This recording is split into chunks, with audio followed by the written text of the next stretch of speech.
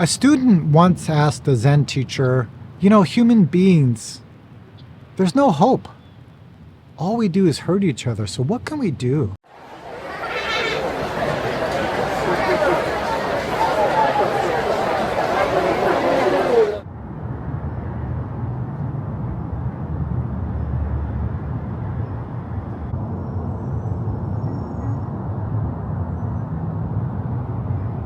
Wow, it looks like it already rained today. It's supposed to rain more today, but we're not sure really when. But I need to get out of here. The problem is, I'm not even sure where I'm going right now. So I'm just going to get in the car and see where the car takes me.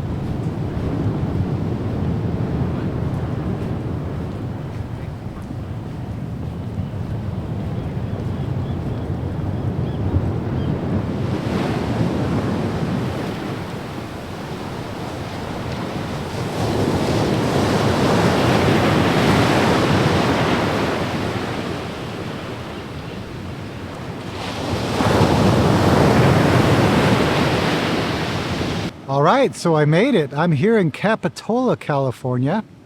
I've been here before, but a few things have changed since last time I was here. And I believe in January of this year, there was a big storm that hit the coast pretty bad, and Capitola was one of the places. Let me show you some of the damage that it caused. So, oh wow, looks like someone's going swimming. Anyways, if you can look way over there, lots of damage to the pier here. I've heard there was a total of almost $8 million in damage here in Capitola. Boy, I sure wouldn't swim in this weather. Wow.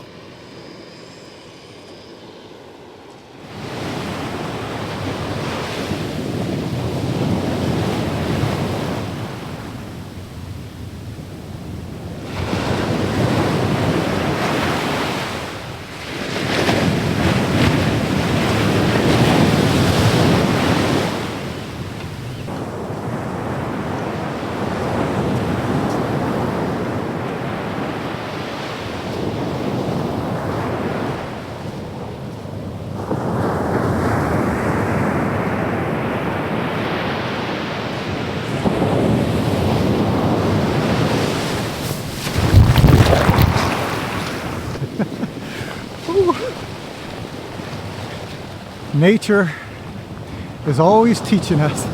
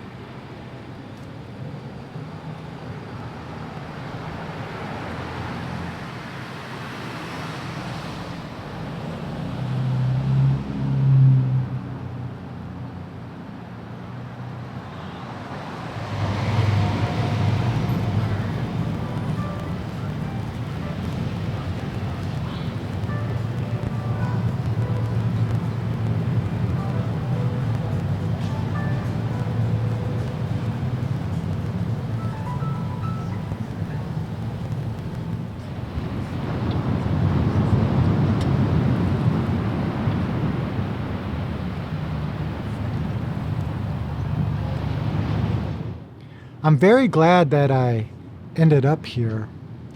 Earlier I mentioned I wasn't sure where I was going, and I woke up today a little bit sad. Also, it was very cloudy, it was raining a little bit. So as I was driving, it just made sense to go to the ocean. So here I am. As I was walking along the beach here, the sadness that I woke up with was becoming stronger. It felt deeper, I guess. And I became very quiet or silent. And then I was reminded of a chant that we do. It's the morning bell chant. And in the chant, there's a line that says, "Day Ja, Day Be," which can translate to great love, great compassion. In fact, at the end it says, "Great love, great compassion is our original teacher."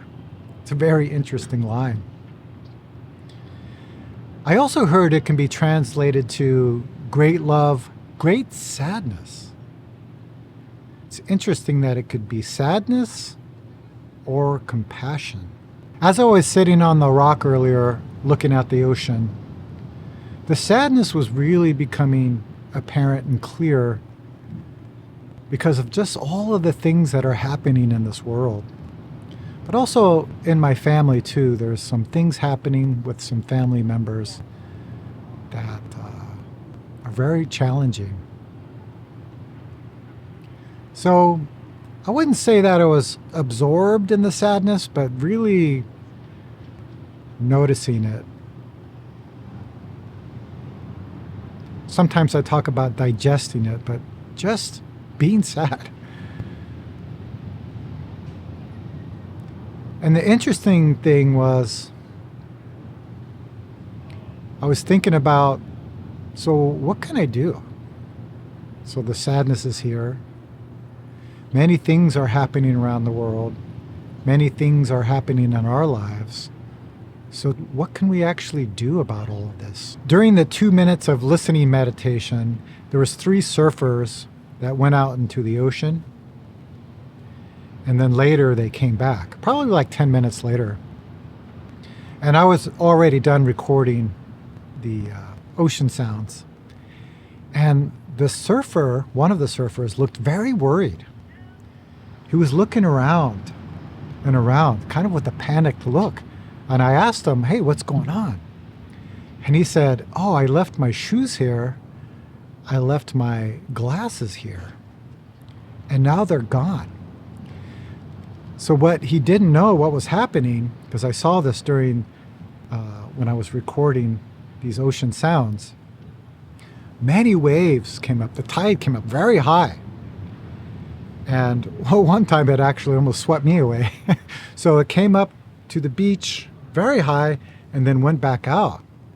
So apparently these waves took his shoes and glasses and apparently took him out to the ocean.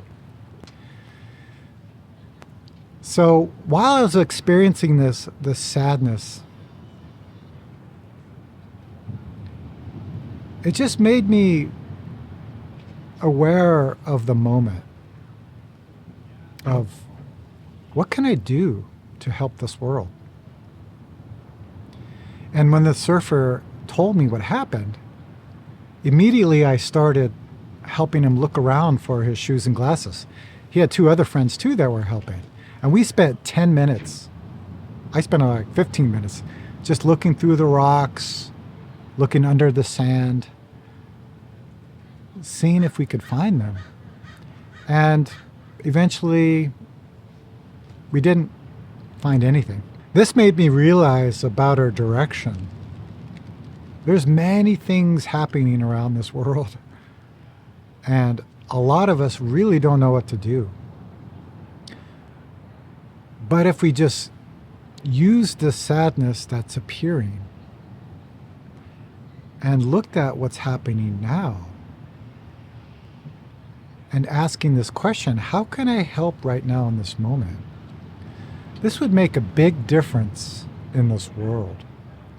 In fact, this is what we call helping this world, or the Bodhisattva way. And even though we are helping or trying to do something, the result may not go our way.